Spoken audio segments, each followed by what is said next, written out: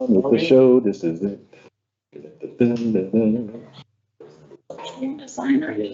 All right.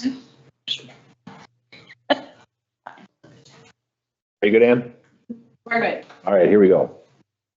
Today, Monday, February 2nd, welcome to tonight's Committee of the Whole meeting.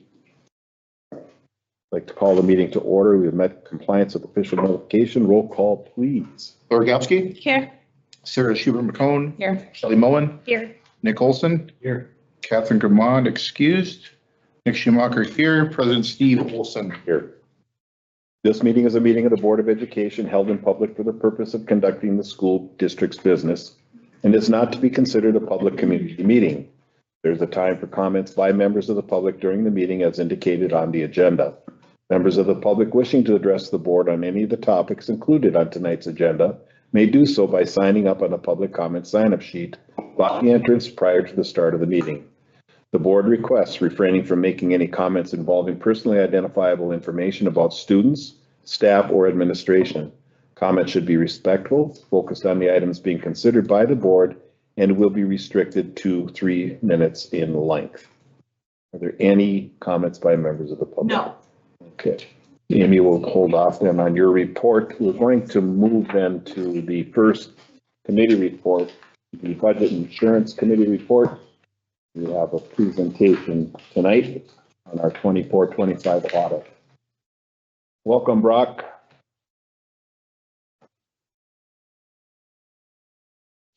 Did he join as a presenter? We don't hear you. Not yet. Hey, there we go. There you There go. we are. Perfect. Hopefully it wasn't caused a delay of starting there, but yeah. Good that you can hear me now. I can see you. I can hear you now. So that's all good. Perfect. I think I can share my screen. Is it okay if I do so? I've got a handout I'm going to go through. Yes. Perfect. Okay, let me get that on the screen here and you can tell me if you see that or not. You see the handout start there? Nope. It's in the, it's right there. It is. I don't know if it's big enough to see or not, but all right. Well, I'm Brock Guyan. I'm a principal in charge of your annual external audit. I just got a 2-page handout. I'm going to run through some of the highlights there. I'll go through those pretty quick. I probably won't touch on all the numbers or the results on there. So if you have any questions, just chime in. Maybe just start out here just by recognizing your team there. Did a very nice job. I think our audit adjustments, the adjustments to the books that we proposed to you guys are down. Timing was really good. Might say, well, hey, you're here in February 2nd. How good could timing be? But I will reassure you that your team did and our team did just about everything possible we could. This year, we had the unique experience of having the federal shutdown impact our timing. So when they were shut down, we were waiting on release of what's called a compliance supplement. We use that and we have to incorporate that into our audit testing and documentation and ultimately reporting. So we were on hold for a few months waiting for that to come down. So there isn't anything anybody in that room there could have done differently or us to maybe get here a month earlier. Somewhat the nature of the beast for all Wisconsin districts this year and all single audits across the country. But good news is result of that is positive. And the alternative would have been, hey, we could have issued separate financial statements in December. We could have met and talked about the results there. We would have had to hold on and issue a second report at a later date for the single audit, the federal single audit piece. And that would have just been a lot of unnecessary cost and time. So we did not go that route. We just waited it out and issued everything at one time. So hopefully that part makes sense. The way this summary works, I cover some of the audit reports and opinions we issue first. And then similar in the past, I've got some financial highlights that follow. So a couple things of note. This auditor's report section, that is the booklet itself. We've issued an unmodified opinion. That's the highest level you can get. It means all the amounts and disclosures are materially correct. So what you strive to achieve. The second section and third, really, the management letter and the compliance section, that kind of goes together. So we're looking at your internal controls and we're looking at your grant programs primarily there. And two things, the first two there, 1 and 2, those are ongoing reoccurring items and nearly all of our clients get that same thing. It means we propose adjustments to your books. Because we're external to your controls and auditors, that's just a yes, no type of deal when we do help with that. And the last one is you don't have a whole slew team of CPAs in the back office there doing the books, segregating every possible function for controls. You do what you can, and people have multiple responsibilities. And when that's the case, we rely on your controls to make everything's on the up and up. And we didn't find any error or fraud because of it. It's just a simple, you're not going to hire more people to resolve that particular number one item up there for lack of segregation of duties. Those are not new. Hopefully those make sense. The third one there, the signed medical consent for services, that is new. That's a part of the compliance federal audit testing that we do and state testing. So we're looking at your grant programs. Every year as auditors, we don't test 100%, but we do test quite a bit. We're actually required to test 40% of your total annual federal and state expenditures. And the compliance with those. And it ends up being quite a bit more because that's a minimum. And when we roll in programs, every once in a while, we have to cycle new ones in that we haven't tested in the last 2 years. And that was the case here, where there's a form that needs to be signed, wasn't happening during the process during the year. And so that's, again, one of these yes, no type of things. It was addressed after it was noted. So I don't expect that's going to be a finding you'll see going forward. So Brock, this is Amy. Can I ask a question? you bet. Yep. I just wanted to clarify that we've updated this process since this finding was shared with us, but can you just reiterate how this was discovered this year as opposed to previous years, knowing that the process, it's something we do every year? Sure. Yeah. Good question. So let's talk a little bit about, like, for instance, we are the ones that flushed this one out just because we asked for certain testing documentation. You guys provide it. We look it over. Yes, no, there wasn't approval on these forms we looked at. The program, the special ed that we tested, we don't have to test that one every year, for example, right? That's one of these that we cycle in. Certain programs we have to test every year because of the size or risk or whatever our assessment is on it. So this one we brought in, probably haven't tested this one in a few years. And because of the nature and timing of the testing that we're required to do, outlined by the compliance supplement, it's something that ended up being flagged during the audit this year. So it That was makes just sense? kind of a random sample that was pulled this time and it was discovered through that process, right? Absolutely. Yep. Okay. Yep. Brock, will there be a follow-up next year then on this same area? Do you Yeah. have history of, okay. Yep. So what'll happen here? There's a couple things. DPI has a bit of a oversight process here. So when they see these compliance type items get identified in audit, they're going to issue a letter saying, hey, we either agree or don't agree with it. You're going to get the letter say, hey, we agree with what was reported there. What are you doing about it? The other part related to what we are responsible for doing is collecting your guys' thoughts on a corrective action plan. There's a corrective action plan for all three of these items listed here. And that one is going to say your corrective action is, hey, we took this action that we consider the issue resolved. What's the follow-up to answer your question would be, hey, we know this as an auditor. The subsequent year, we do follow up to make sure what you said you were going to do actually happened. So that would be the ultimate follow-up during the next audit cycle. Thank you. Exactly what this was is whenever we bill to Medicaid, it is required by federal government of the grant that the parents or guardians sign off saying, yes, you can bill with Medicaid. And there was one student in which we didn't have that piece of paper where a parent had signed off on it. So we're now at risk of losing, we're out at like $200 or something was billed to Medicaid through this student. So it isn't where we just weren't doing it. It was that control needs to get tightened to make sure that we're ensuring we're checking off that it's caught every time. And Dina has already been working on that as well. So Thanks for that, David. That's helpful to better understand. Hey, good questions. Okay, moving down here a little bit, just a few more things we help out with. Let's talk about the general fund. So this one, I might shrink this down. Hopefully you can still see it or you got copies there handy. So it is important to note when I talk general fund as an auditor, that is a combination of funds 10 and 27. I realize for you that's general fund and a special education fund, but we have to combine those for reporting purposes. So when you're looking at these numbers, it might look a little bit different in total than what you're accustomed to if you're looking at budgetary documents or something. A couple of highlights here that I'd point out. Hey, it's going to point you to this change in fund balance. And you can see the trend here, positive trend for 4 straight years. You're able to, that's your revenues are exceeding your expenditures for the year. And in this particular year for 25, I would consider it a very good year in the sense that you did have positive results of 2.9, almost 3 million. And that is in spite of, if you will, 2 big events that you were able to contribute to other funds. You were able to make a $3.5 million fund to your Fund 73. That's your OPEB, or your Post-Employment Benefit Trust Fund that's out there. You're able to fund that. There's been this big liability that's been out there that you have an actuary work with you and come up with a liability for. You're able to fund that better this year than maybe the past several years. And then you also funded your capital projects fund, Fund 46. So you moved a couple $1 million over there too. Those are transfers out.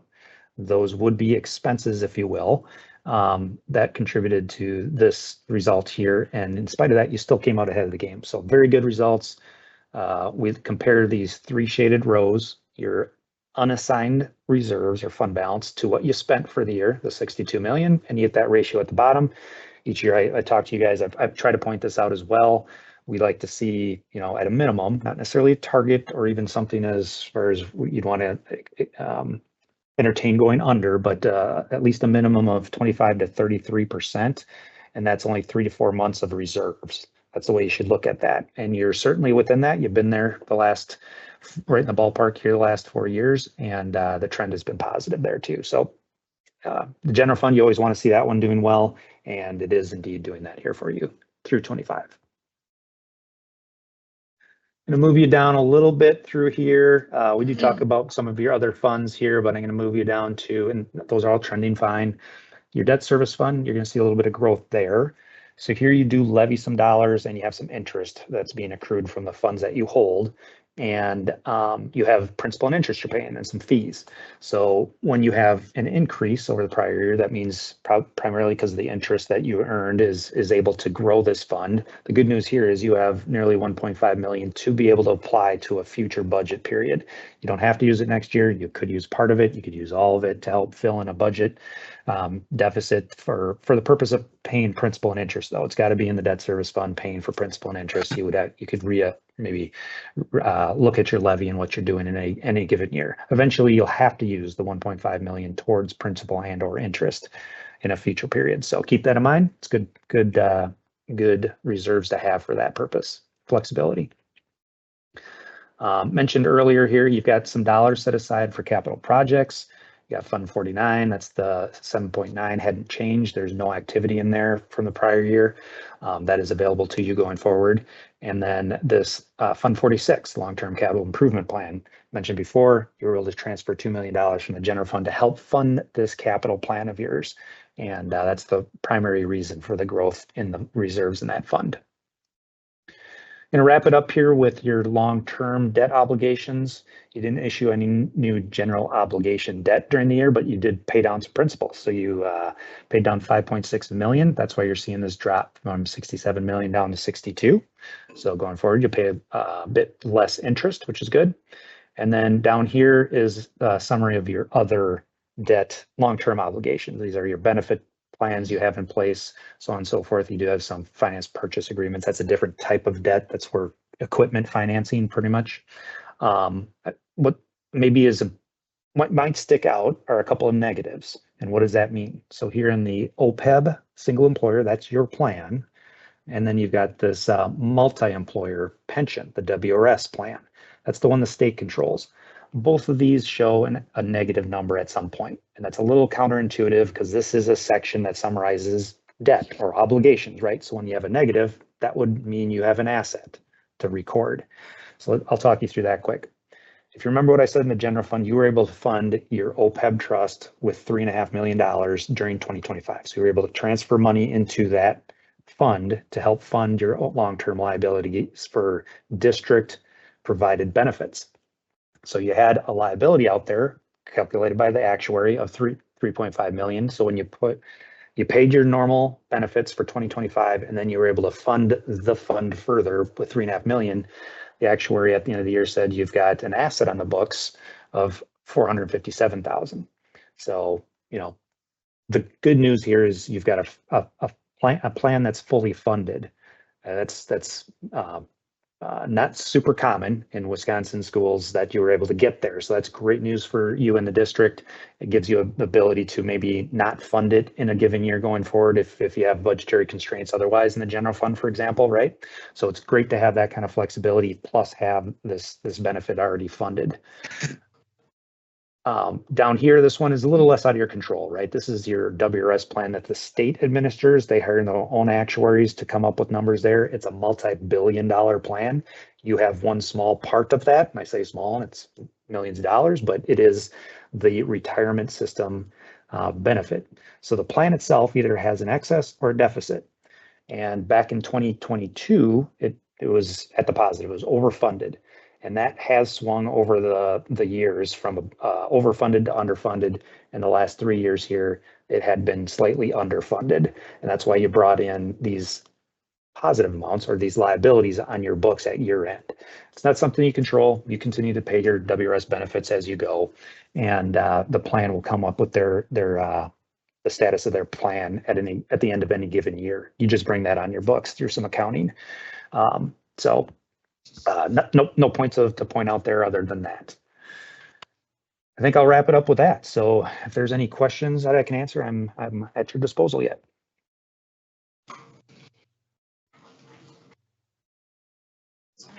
Yeah. Any questions from anybody? Thank you, Brock. We appreciate your time, Brock. Yeah, thanks for getting me on early. Think of any questions after You're this, welcome. just funnel them through finance and Dave will help. We'll get me in touch and we'll answer your questions for you. All right, thanks. Have a good evening. Night. Sir.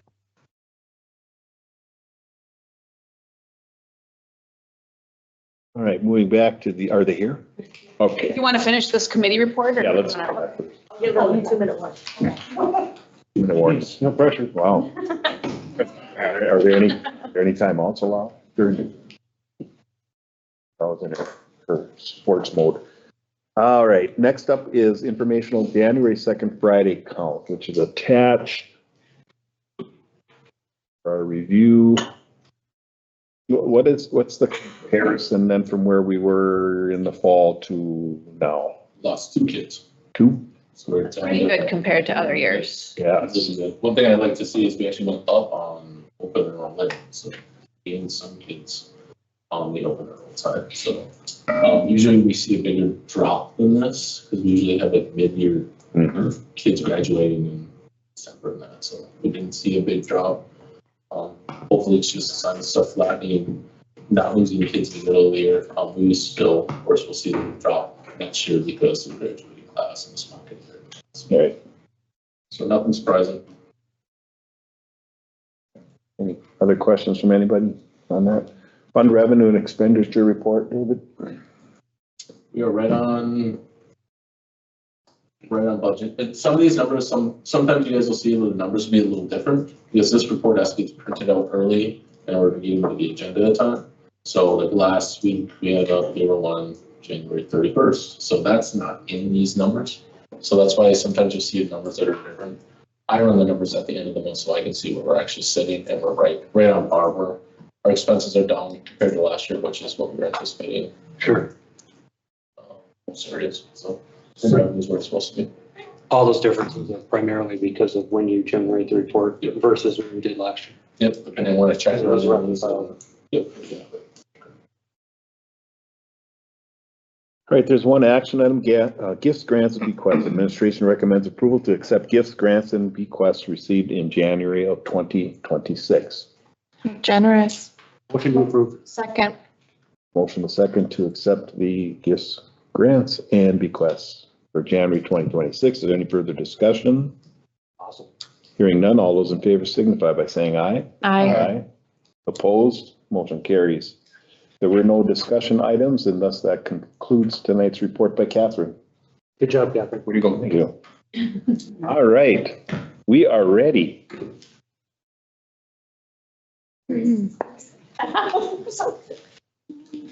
Welcome. Well, Maybe just first. don't you guys stand over there, just for space purposes, for other people who come over here. Hi, guys. Welcome. Hi, guys. Hola. Hola.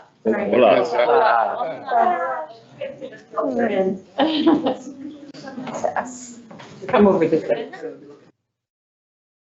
You can stand over here too, you guys, there's gonna be a little more space. Come on over, it gets cozy. Full crowd. Turn the heat up. Yeah, we try. All right, so at this time, we do have Danielle Parrish, our Northern Lights Elementary School principal. Welcome. Well, thank you for having us. We are very excited. Most of our presentation today is going to be about celebrating the kids. But I do have a couple things that we're going to also talk about. The biggest celebrations right now, we started our Snow Club, which is an after-school event. We partner with Spirit Mountain. And we started that 3 weeks ago, and we finished our first session. Are any of you guys in Snow Club? Yeah, we got a snow. Yeah, we are. Right. Super fun, wasn't it? Yeah. So Snow Club is, we go up to Spirit Mountains 3 times in a session. We do 2 sessions.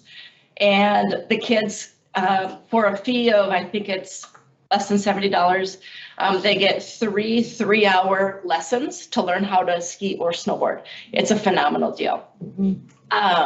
So that's one big event that we have had recently. This week, we're beginning our winter celebration. We actually have good temperatures and we have snow, which hasn't been the case for the last couple of years. So we were out snowshoeing and cross-country skiing, sledding. I don't think we had anybody out skating yet, but we've got some skating happening. We have received a grant from over the last few years, probably in the last 4 years, we've received a couple of different grants from the city of Superior, and we were able to buy cross-country skis, we're able to buy skates, and we're able to get some sleds so we can make our winter celebration amazing. And of course, we have curling, because we have Jess Brozick on staff, so we have curling happening, and it's Olympic year, so the hype is really high. So lots of fun happening with our winter celebration. Another opportunity for our kids coming up is going to be our kindness retreat, which is something we did last year as well with our 4th graders. And our super duper staff, Chrissy Plash, is helping with that, and we'll introduce her in a second. We have a group that comes to the school and they spend an entire day with the kids on team building and working on problem solving. And 4th grade seems to be a good year for us to really work on building positive relationships and problem solving, especially in February. So we focus our kindness retreat with our 4th graders in February. Just a ton of school pride. We have so many talented kids in our building, and you're gonna get a sneak peek of a couple of the things.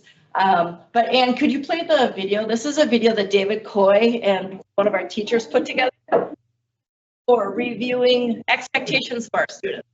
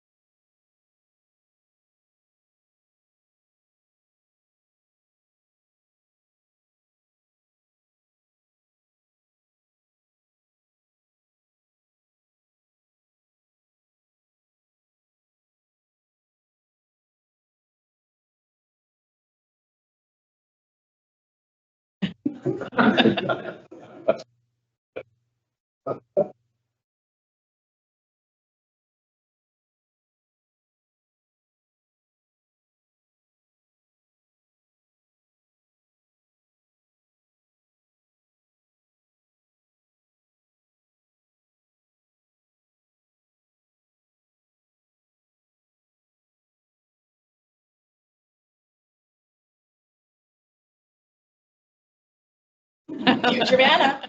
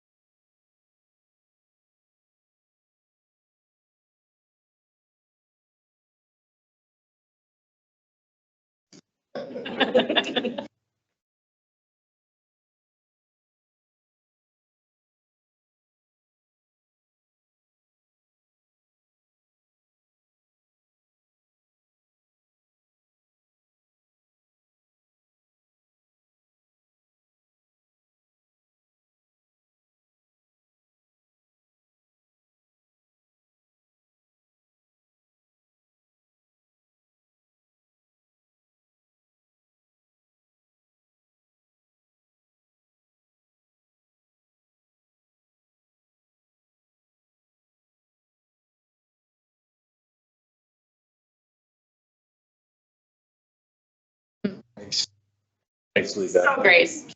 Yeah, it's just fun to celebrate the kids and see them in through different lens. I didn't have an opportunity, I probably could have, but I was too busy cross-country skiing with the fourth graders today. You know, we were celebrating our fifth grade boys basketball team won their tournament this weekend, so we celebrated them in our Navigator this morning. But we have a very special group here, and it's all about what cool things do we do at Northern Lights. So first off, I want to thank Miss Plash. Miss Chrissy Plash is our counselor over at Northern Lights, and she has over years. National Celebrate School Counselors. Yeah. So Chrissy gets herself involved in many things that help make our school as wonderful as it is. So with that, I'm going to turn it over to Miss Plash and our kids. Oh, I think I just started the video. How do I advance it without? Okay. Hey, why don't we come out here, friends? Yeah, come up. You can even come in the middle here. Oh, come up here. So you're not lighted by the projector. Where do you want them facing? Oh, probably Don't matter. Yeah, they're very important. Okay, perfect. No All problem. right. So I'm just the host of this club. They're really the ones that brought it together, and I'm gonna let them talk a little bit about what it is. So I'm gonna let Noelle start us off. Hola.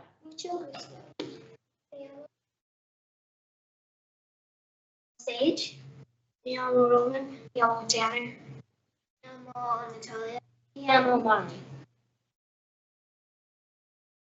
Okay, now Roman is gonna talk a little bit about, Roman and Tanner are gonna talk a little bit about how the club got started in the first place. So one of our classmates wanted to learn Spanish, and he went to the library and got a Spanish book. Then he went to our counselor, Miss Plash, and asked if we can start a Spanish club in her room. And she said yeah. So we do every Wednesday we go to Miss Plash's room at our recess time. Tanner? It started with a little group of kids, then it become allowed to every fourth grader at Northern Lights. Wow. And Tanner was actually the one who brought the idea forward. Wow. Yeah, it was his plan, and then we all jumped in and worked with Tanner to bring it into fruition. Mari, why don't you share what we do when we get together?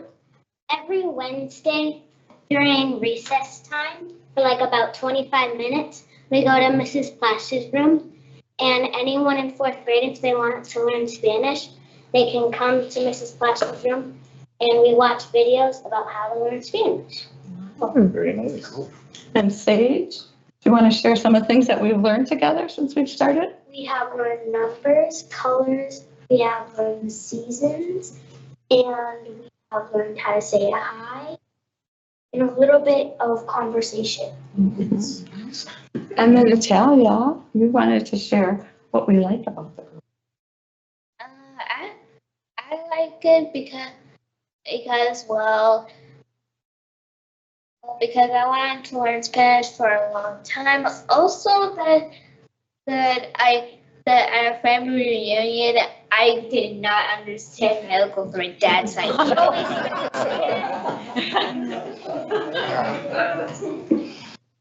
No. That's a good reason. Yes. Is there anything else you guys want to add about our group? We can connect with people who we don't know, and we can learn things that we haven't learned before in our group. Also, if there's like a foreign exchange student, we can like talk to them and like tell them like what to do. Did you know we have field trips when you're bigger too in the high school? You can travel to countries where they speak Spanish too. Yeah. The high school teachers will be so excited when they get them. They'll have a great face now. Yeah. I know, it looked like moms and dads want a photo. Maybe they just want to turn this way, and if any moms and dads don't want to get a photo, I saw that, so I'm like, Get in there. Up here, let's go. There, miss. the Spanish club's in the background.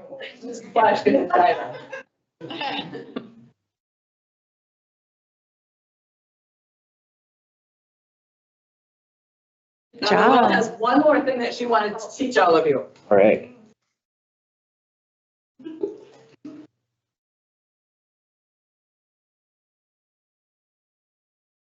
What does that mean? Okay. Let's just say that together. Say it one more time for all of us. Very good. Well, thank you. Gracias. Good job, guys. Thank you. To scooch out this way. Thank you, guys. Have a good snow week. Winter week. Do celebrate. As they're walking out, Hasta mañana. you know, there's the Steve, wow. talent at Northern Lights. We're gonna have public speakers. We're gonna have pro athletes. We're gonna have TV personalities. It's been a lot of fun. So our celebration really is just all about the kids today. There's a lot of great things happening, but I really wanted to focus it around our kids. So real quick, some of our challenges, you know, we're still continuing to work through our new learnings with the reading curriculum, but I do have to say our momentum is building. Excuse me, we just checked in with the teachers last month, and there was a lot of positives that were shared as well as some very honest, transparent feedback of what we still need to grow, what areas we still need to grow in. And I think as a district, we're working hard on listening to the teachers and supporting them through that. Another challenge is, you know, just ever changing the landscape of our support staff, turning over and making sure that we have the right people in the right spots. So we are continuing to work through that as well. And of course, we have to talk a little bit of data. I'm going to keep this part quick because that was way more fun. And you've already talked a lot of numbers tonight. Our goal at Northern Lights is we wanted to see an increase in the amount of students achieving above the 40th percentile in math and reading. And you can see what our growth gains that we're striving for. And this is going to be achieved through the work our PLC teams are doing. Our PLC teams are doing such great work. I'm really proud of them. They really have taken ownership for the learnings that they're receiving from their colleagues. You know, when you look at our winter data, there's good things. We're trending in the right direction, and Kate's going to share some data on that, but things are moving in the right direction. And I'm just really proud of our teachers for their what they're doing in their PLCs. They're putting themselves out there, and they're recognizing, okay, I can't do this way anymore. How can I change it? And they're working together to make that happen. So, questions? How's it going without David? It's terrible. No, no, I'm totally joking. Jen Telrico has filled in for our Dean of Students, and she's been at the building she was a classroom teacher, then she was a special education teacher, and now she's moved into a Dean of Students role, and it's going really well. And of course, we miss Dave because he is incredible. Yeah. But she stepped in, and we haven't really skipped a beat. Okay. So that feels good. Yeah. And she's, you know, we've worked together long enough that she knows how I operate and I know how she operates, and we kind of work well together. So we're having a good time. And I was at Great Lakes the last couple days, and things are going very well there. So He's happy. He told me that. I checked it with him. We did have wig day on Friday, and he didn't get to wear a wig. He was a little disappointed about that. Any other questions? Thanks for your flexibility with the agenda. Yeah, thank you. Thanks for bringing it in. That was fun. That was fun. that's all I have for my report tonight. Jeez. All right, moving on to the agenda, Operations Committee. Sarah. I have no action items, no discussion items, informational items. Pat is here from transportation to give us an update. Janine, you look lost. The clicker? Click. It's right here.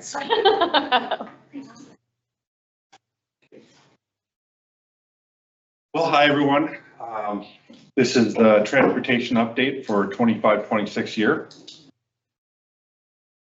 And start off with, this is most of my staff. This was the last, our Christmas, at our annual gathering there. Currently, we're at 26 full-time drivers, 2 full-time aides. We have 2 part-time drivers with 2 part-time aides. That consists of, we cover on a regular day, 28 routes. 25 of them are general education routes, and the rest are midday and 4K routes, and we also have 3 special education routes. For equipment, we have 31 total buses that drive each day. 9 of them are diesel, 22 propane. Average age of those buses are at 6 years right now. They're around 112,000 miles, so they're getting up there in age. This slide right here is, this bus is not in use anymore. It's our haunted bus that we do every year. It's a good thing for us. We go to the, I think we had 4 or 5 events this year there, and we hit 3 of them were schools. We had conflicts with timing, so we couldn't get them all. But we set up, the drivers volunteer, they dress up in costume, we hand out candy, and we hit every place that'll have it. So the drivers really enjoy it this year. We've been kind of making it a little bit bigger each year. This year, the big addition, we got the skeleton, and we got to add in there. So I think that was the big hit for everyone. So support for our operations, the biggest one is Fabric Garage. That is where the majority of our buses are kept. That is where all of our maintenance is done as well. They do an outstanding job. I cannot talk them up enough. It's not a job for them. Their blood, sweat, and tears are in those buses, and we've never had a spot where we haven't had a bus to go. So it's really great working with them. Voyager, now this year, actually, I think it was November, we finally brought all of our routes in-house. Previously, we had Voyager was at least doing 1 route for us, but we were able to bring it all inside. So now it's all of our own transportation. But if we have an excellent relationship with them. If I did need them, I'm pretty sure that, well, I know, I just mentioned they'd help us out with whatever we needed. Mariner Mall, 4 Corners, that is the other 2 locations that we do keep our buses. A lot of that is just for where drivers live. It's for easy use for them. For fuel, the majority, like I said earlier, propane buses is what we use. The main reason for that is the cost of fuel. I can get that for a gallon propane for $1. That's a lot better than diesel, which is around between $4.30, $4.50. So we did switch propane providers from Como to Feral Gas this year, and I can't talk them up enough either. Como was good, but Feral specializes in providing propane for the school districts. They were able to get our operations.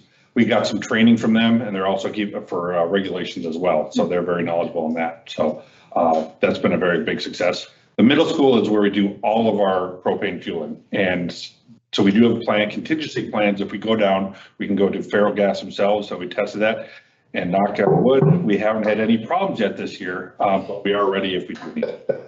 That was good timing too. Diesel, don't have as many buses with those. Primarily it's Quick Trip, and then we have 4 Corners gas station, which services about 1 bus. So challenges for this coming year. First one is washing.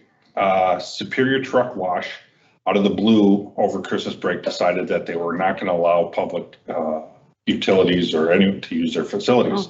So that put us in a little bit of a lurch. There's not a whole lot of buses being washed when it's 20 degrees below 0, but now it's starting to warm up. There is no other public bus washes in Superior. And so we are trying to bring it in-house. We finally washed our first buses this last Friday. Still a process. We haven't ironed out all the kinks yet. Where do you do it? That's Fabric Garage, Okay. and it's going to be inside their building. They have one area that has a drain. The problem is that they have other customers besides us, so we can't guarantee an open drain or an open bay for us to bring it in. So we're still working on timing, but we're getting there. So. Next one is a Superior Learning Academy. They informed us that we are going to be providing their transportation for all their students starting this coming year. At a minimum, it's going to add special education route. We also have some additional questions that we are going to be asking. The first meeting we have with them is this week. So we'll be working through that. Athena that's our routing software. Edgelog Logistics is who provides our routing software that we've used. I think I found floppy disk from 1996, which is the install date. So they have updated as the years have gone by, but it's old. So I'm confused. Are we changing? We are changing. We're It's changing. the same company, but now it's going to be called Athena. It's Okay, all they changed. web-based. Okay, got it. Correct. They're actually getting rid of what they provide and just transitioning to Athena. That's all web-based, which is important because we did host some on our own server, but that's not going to be supported anymore. So on a security basis too, this will be good. Training for that actually starts this week as I'm well. assuming you're working with the tech department, right? They're familiar with it. Okay. So, yep. Okay, just checking.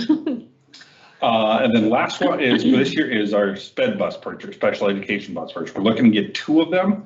The bus it's about a $5,000 difference between a propane and a diesel bus, and that's going to we're thinking about probably about $310,000.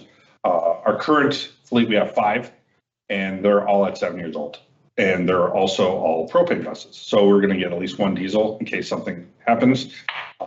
We could be completely stuck. So. Can I ask a quick question? Yep. Dave, do you have any sort of anticipated cost for what it's going to, the added cost to our budget to transport students at the Superior Academy? So it's going to be a full-time driver, so that's going to be looking at after salary and benefits around 50, and then we'll have to bring in a bus that's going to be dedicated to that route because 27 of those kids is a full route on the SPED bus. So when you think about gas and mileage and driver, do you have an estimate at all or not? When I did the preliminary, it's just under $200,000. The big thing is it is hard to get somebody to drive a special education bus, and that's it's a hard position to fill. You need a driver that isn't just driving kids around, that is a counselor, and when an emergency happens, they have to have the ability to correct that situation. So we're lucky we have, I think, the best SPED driver you're going to find in the state, but it's going to be hard to find another one. So filling that position. It's hard to be a bus driver to begin with, and then trying to do that in addition to meeting diverse needs. Yeah, could be a challenge. Yeah, crazy the stuff they do, the patience they have, they love every single one of their kids, and they can tell them about their families and everything else. It takes a special breed to be able to drive a bus, much less a special ed bus. So when you say we were informed that we had to, what changed? Why is that? They were doing it in-house, and I think they're growing, is my assumption, but they weren't able to do it all on their own in their own van. And we're required to by yes. By state. Okay.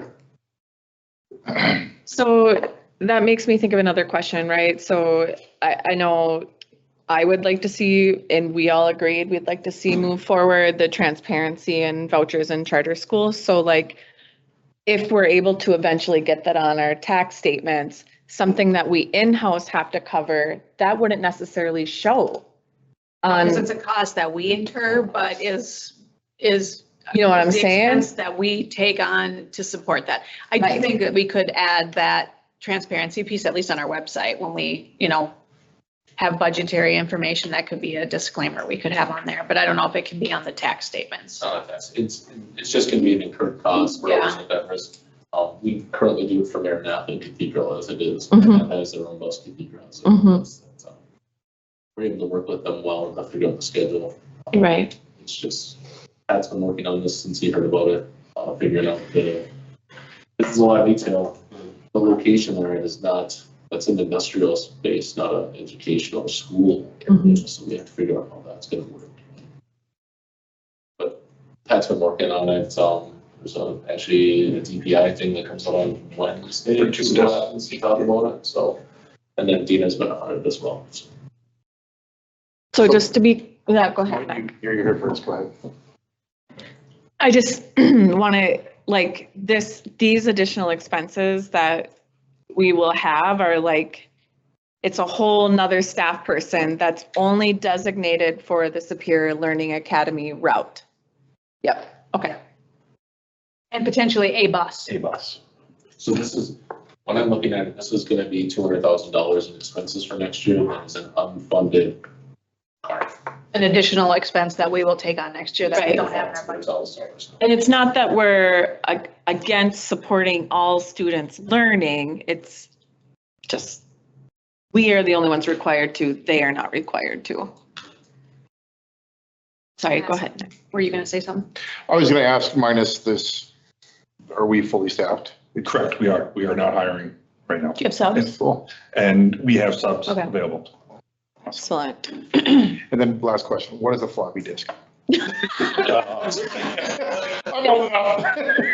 Dust imprint. It was in the one area, sorry. There's a floppy disk. I was impressed. Where are these kids then? I mean, all over our community and 27, they're all within Superior, and which I personally find odd. What I think is that they were turning away people that were out in rural because they couldn't support them. And so what I have a hunch is that that ridership number could grow as they are now no longer responsible for transportation. Yep. And they can't share the same bus with public students? 27, If They- they expand out into the county and there's additional children out there. you ask if they're going to provide the transportation. No, can we Can we have put them on our bus? So we will, correct. We gotta look at it, but then it comes to do an IEP thing. We do it sometimes now where we have to put an 8 on a gen ed bus because it's just cheaper to have an 8 on there. But then you run into issues where, you know, some of these kids are extremely high needs and you can't have them. The thing about this is it's a special education voucher school, so the students who are in this school often have unique accommodations in their IEP that you can't accommodate on a traditional route. Is that safe to say? So doing approximate $200,000 budget for this, what do we spend now for Maranatha and Cathedral? Sorry, that's totally just like. No, go Dave. But the difference is it's not a special route, like they're on routes that already are going, you know what I mean? So this is like a totally separate route for them.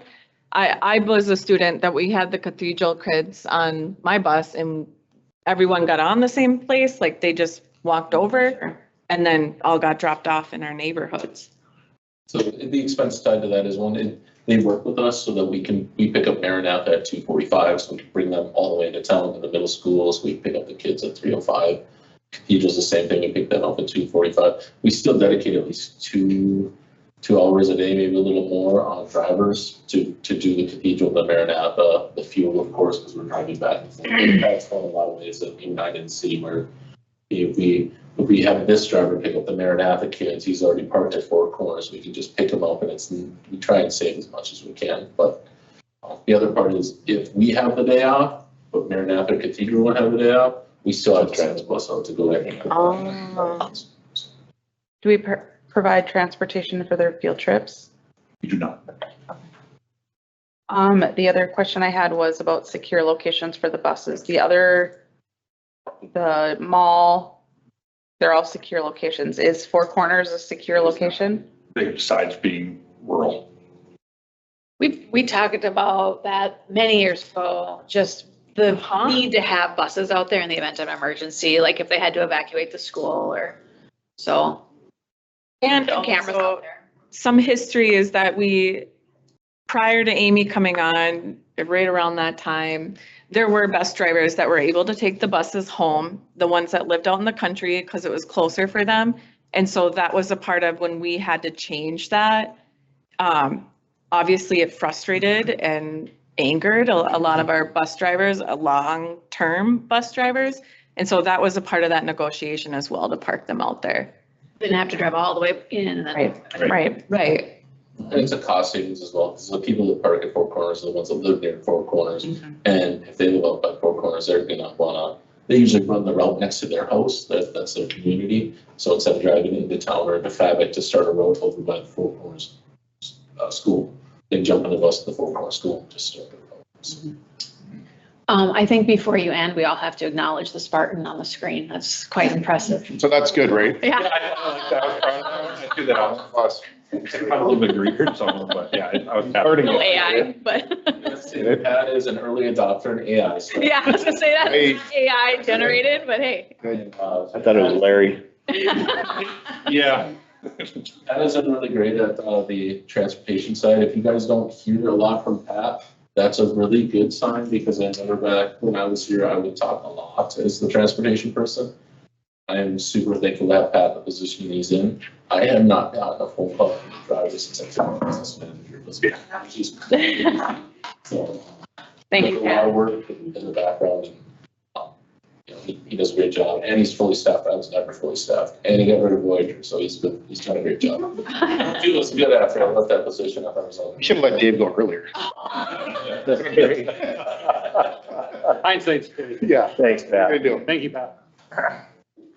That concludes my report. Then we shall move on to the Personnel Negotiations Committee. Nick Olson. 2 action items. Administration recommends approval of the February 2026 new hires and separations report. It's a long one. Motion to approve. Second. I have a motion and a second. Any discussion? Discussion. All those in favor signify by saying aye. Aye. Opposed, motion carries. The second item, due to the variance in contract cycles, administration recommends the renewal of the following administrator contracts that expire on June 30th, 2026. This list does not reflect other administrator contracts that expire in future years. Motion to approve. Second. Motion and a second. Any discussion? Just to reiterate, that the administrators that are not on this list are still going to be here next year. They just have a different expiration date. So Because we gave them the option 2 of a years. one or. people will either have a 1 or a 2 year, and depending on when they sign their contract, their end date would differ. So. Any other discussion? Hearing none, all those in favor signify by saying aye. Aye. Opposed, motion carries. 0 discussion items, 0 informational items. And that concludes my report. Then we shall move on to the Teaching and Learning Committee with Nick Schumacher. Okay, no action, no discussion items, informational items. We've got a bunch. Crystal, Incident Director of Curriculum and Instruction on Staff Development Days. Hello, everybody. Greetings. Crystal. I don't always at a meeting take time to explain all the stuff that our teachers do on staff development days, but I thought that you might be interested in knowing about what we're doing next week because it involves some community support and some cool stuff. So next Monday and Tuesday, our students won't be in session. We have staff development. And on Monday next week in the morning, our teachers have grade level meetings or content area meetings. So they're doing things like our elementary teachers will all be at Cooper, continuing learning about our new literacy resource. And actually they're going to look at writing samples from students and talk about how the writing piece is going. Then on Monday afternoon next week, we have what we call choice sessions. And we've been doing this for several years. And when we survey our teachers each winter and spring about staff development days, they continue to tell us that they really appreciate some component of choice during our staff development days. And that's hard to fit in if we have just one staff development day sometimes and our principals need to work on goals and looking at data. So the February time is usually when we can fit this in. And providing over 300 teachers and principals with enough sessions that feel like they're actual choices takes a lot of work. So we usually have to have between 25 and 35 sessions available because we have people pick 2 things to attend in the afternoon. I sent that to Anne so she could just put it on the screen. So I'll also just pass down in case you're interested, just one paper copy if you want to look at it. So we have 32 sessions for next Monday afternoon. A lot of the people who on their own time volunteer to lead these sessions are our instructional coaches, our principals, Amy and Molly, of course, are leading sessions, our directors. Troy and Jen, that's awesome. Yeah. Saw that. A lot of our shared leadership team, our future ready leaders. We have leaders from all over our buildings who are willing to do sessions. We also this time have 16 people from the community who are coming in to help lead sessions. Sometimes when we have topics that our teachers ask a lot for around supporting mental health and trauma-informed practices, our counselors, and Jane, of course, our social worker, can always help with those things, but they get spread a little thin when we're always asking them to help. So we have several community agencies coming in to offer sessions. We also have some good partnerships with the College of St. Scholastica, and they're sending several staff members like they did last year to help lead some of our sessions. So, and of course, Lori Dons has sessions about outdoor learning. We have lots of choices. So I just wanted you to be familiar with that's what we're doing. It's pretty exciting. So Crystal, I mean, I've had the opportunity to do this in all the districts I've ever worked in. There's never been this depth and this quality of options for teachers. Like, this is really comprehensive. Have they already chosen these? Have they seen these already, or is it like they find out day of? So we've tried both things over the years. What we found is that people who are facilitating really like to know how many people are going to be coming, and do I have mostly elementary people or high school people coming, because that might change how they facilitate. So we have for the last couple of years had signups. So that adds its whole own component where people need to sign up for the sessions, look at the menu, et cetera.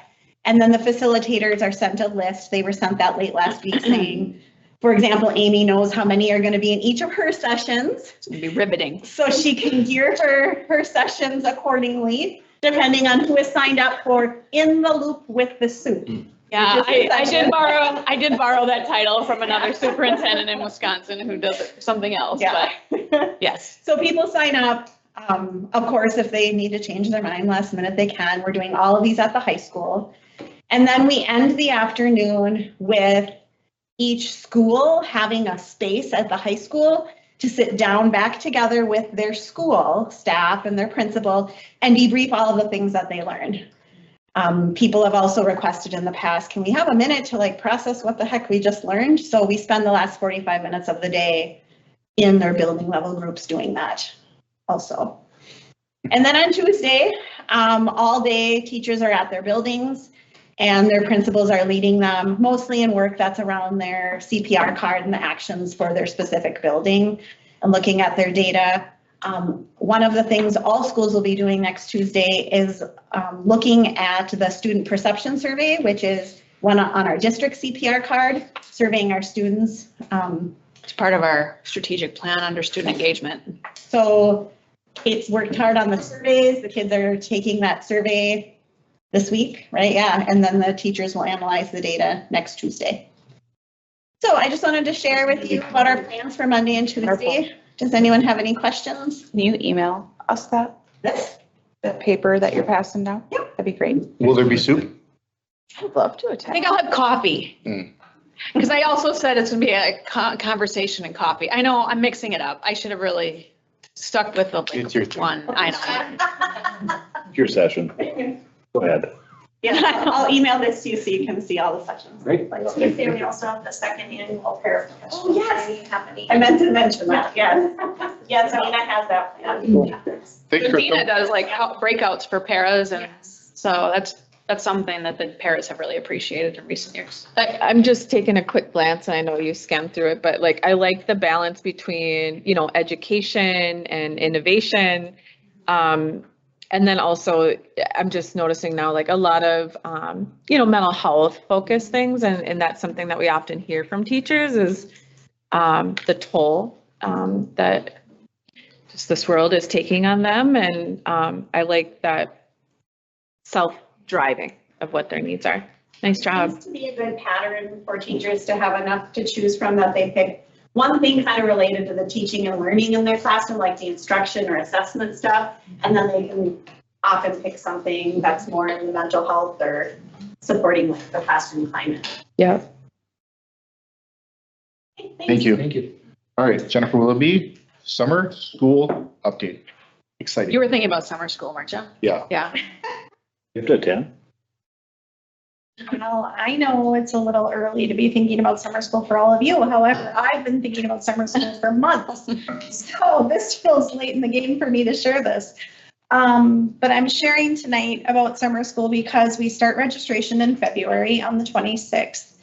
We decided to push it earlier this year so that it coincides with our winter conferences. So that teachers could have conversations with families and say, hey, you should send your child to summer school, and it's open, so register right now. Awesome.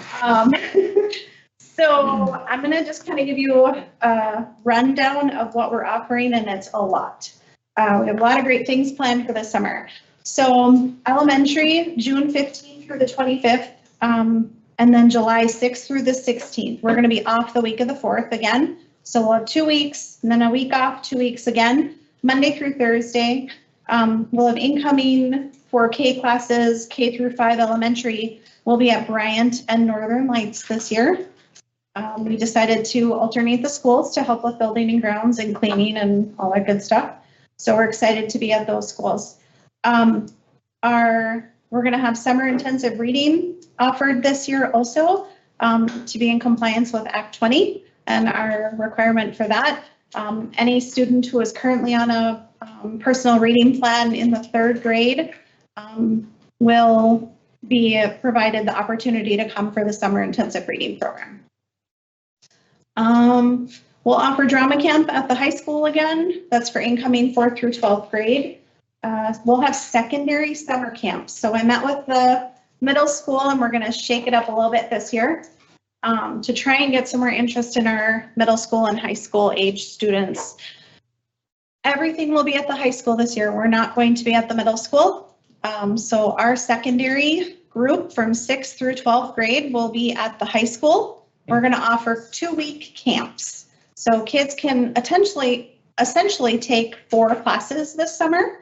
So there's 2 sessions per 2-week rotation, and then another 2 weeks of sessions they could sign up for also. It also allows the flexibility, you know, kids go to football camp and they go to basketball camp and they're gone. And so it allows the families the flexibility to say, well, my kid can only go for these 2 weeks and they're not going to miss anything, but they're not going to be able to come for these 2 weeks because they're, you know, busy doing other things. So we're hoping that that is an exciting piece for families this year. That many of those classes will also be open for students up through 12th grade. So we're excited about that too. Middle school teachers kind of took the lead in planning a lot of these options. We decided to focus on enrichment, fun activities. So we'll have an introduction to digital art, like a Canva class this year. We'll still have kids in the kitchen. That's a hot topic one. Fills up every year. So we're really also we're hoping to be able to offer that to more students who haven't gotten in the past because it's been full. So yeah, we'll have a lot of fun things. We'll still have orchestra. And then the band will still practice for the 4th of July. So that's all happening also. We'll still have credit recovery at the high school. We're going to offer geometry again this year at the high school. And then we'll still have Spartan Athletic Development. That will start on June 8th and run until July 22nd. Again, with that week off over the 4th of July and Monday through Thursday only.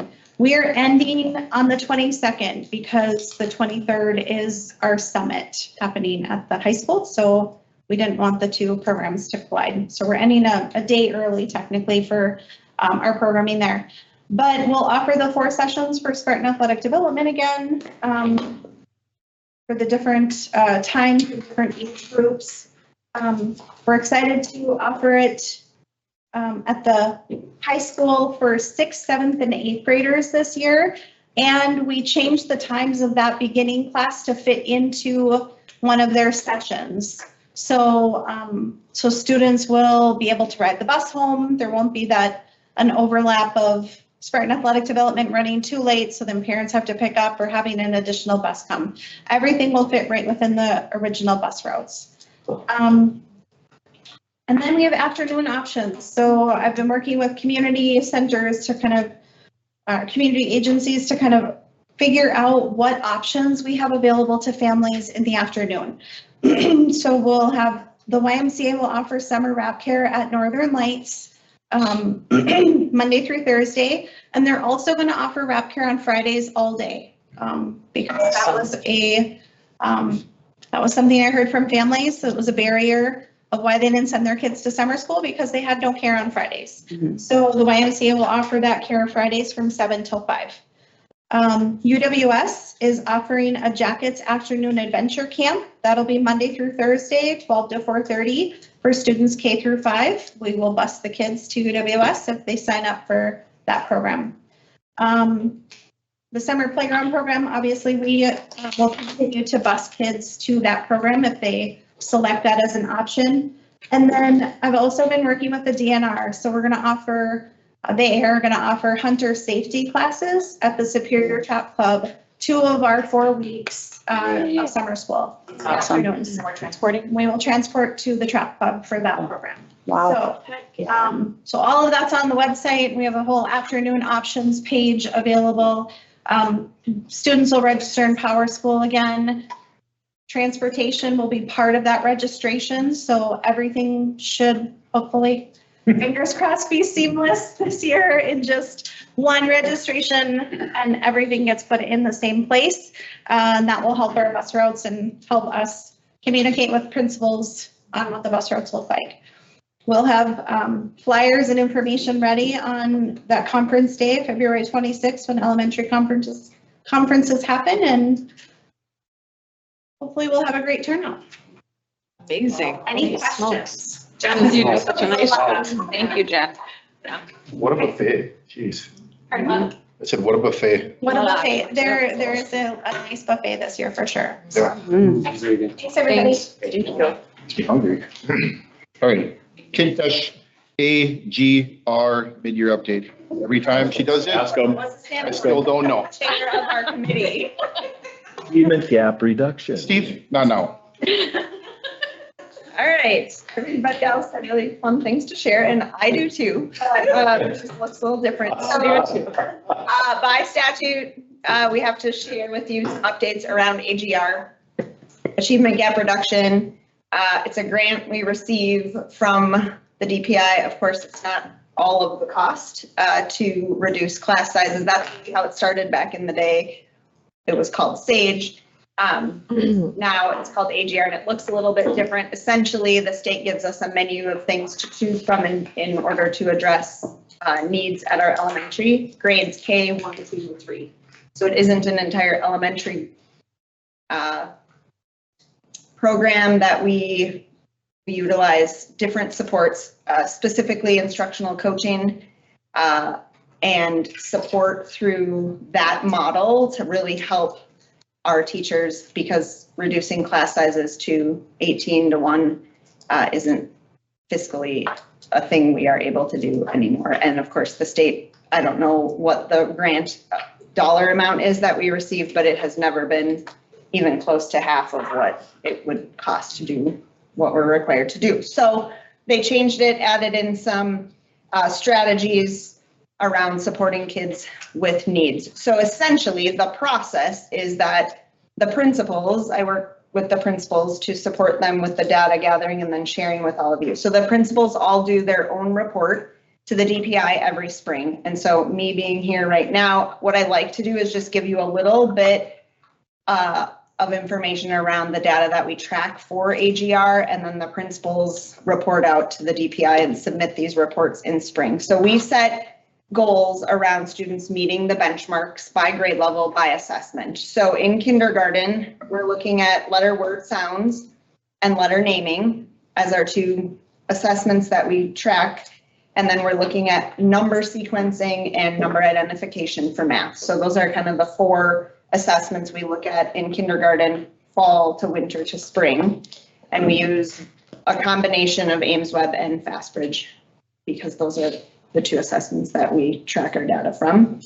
First grade, we transition to word reading fluency and oral reading fluency, and then we use the early math composite, which is a composite score on a few assessments within FastBridge.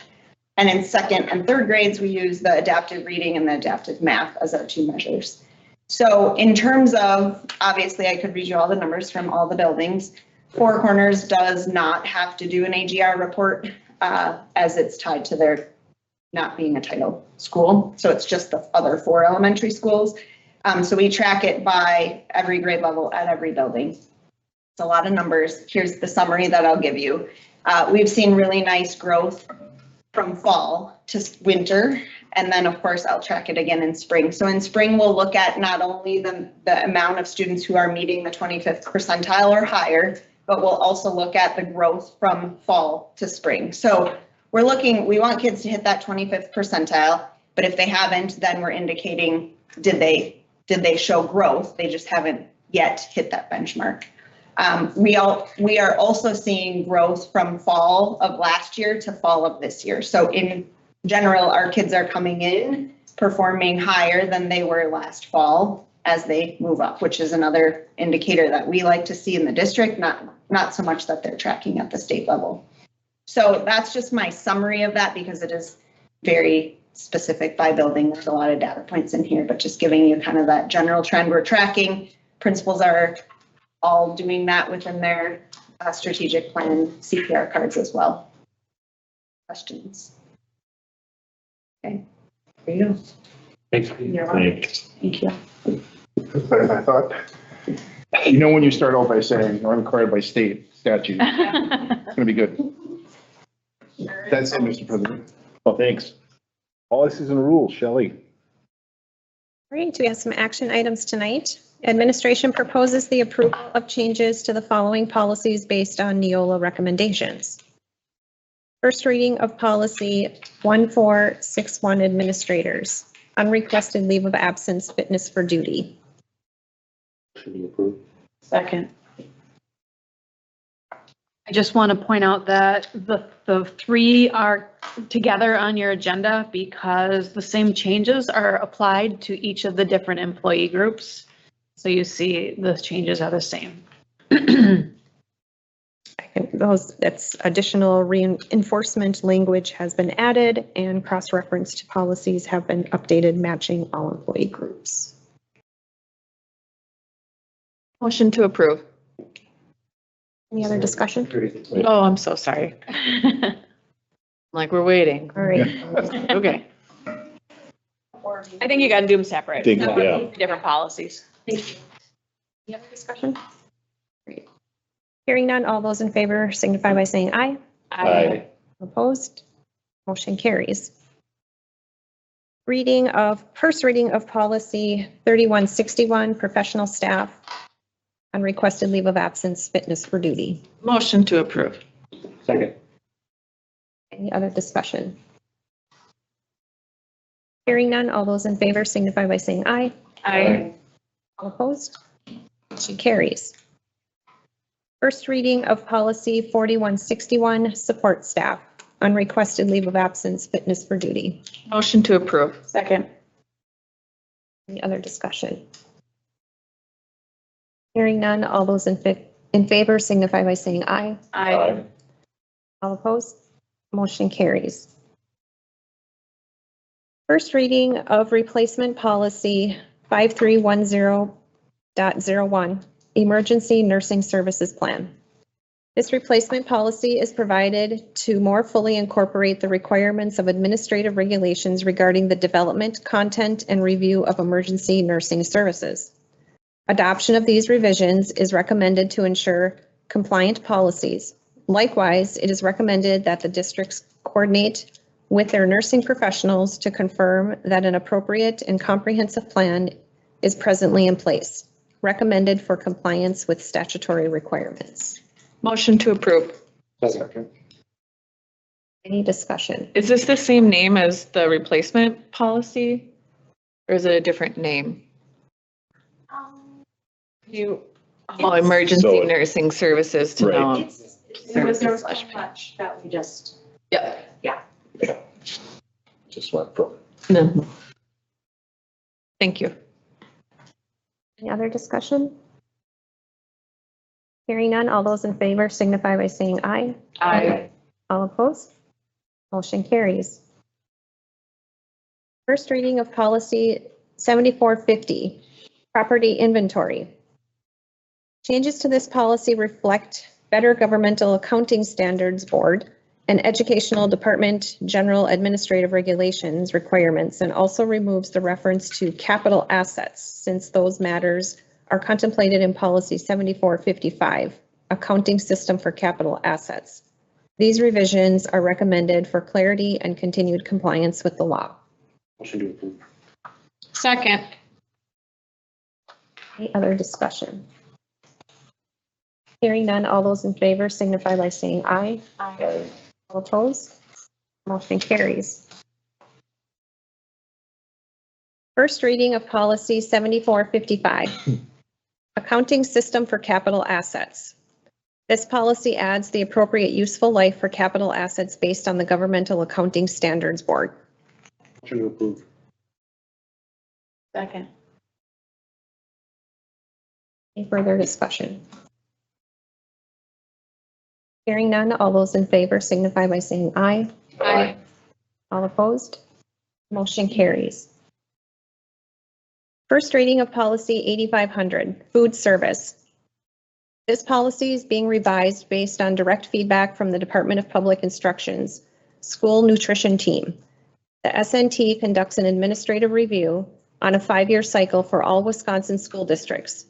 As a proactive measure, Neola collaborated with the SNT to identify and incorporate recommended revisions to all policies reviewed under the AR. In addition, changes were made to address any corrective actions reported since update 32.2. These revisions are necessary to ensure compliance with the law. Motion to approve. Second. Is there any discussion? Jamie, anything on your end? It's wording more than anything. Okay. Nothing that we're not already doing. Okay. One of the legislative priorities was transparency and ingredients. That was it's not, I don't know what's going to happen with it, but that was a proposal legislatively that was brought forward. Yeah, we've been watching that. Yeah. The other thing sort of tied to this is we have our meeting tomorrow with a district wellness committee who's going to be making some recommendations to the wellness policy that's sort of tied to this. And it is huge. So that's why we have a big committee. Sarah's helping me and sitting on that as well as other people, but we'll bringing that forward in March and it aligns to this. Any further discussion? Hearing none. All those in favor signify by saying aye. Aye. All opposed? Motion carries. I have no informational items tonight and no discussion items. This ends my report. All right, thank you. That concludes our committee of the whole meeting this evening. We thank everybody for being here tonight. Motion to adjourn.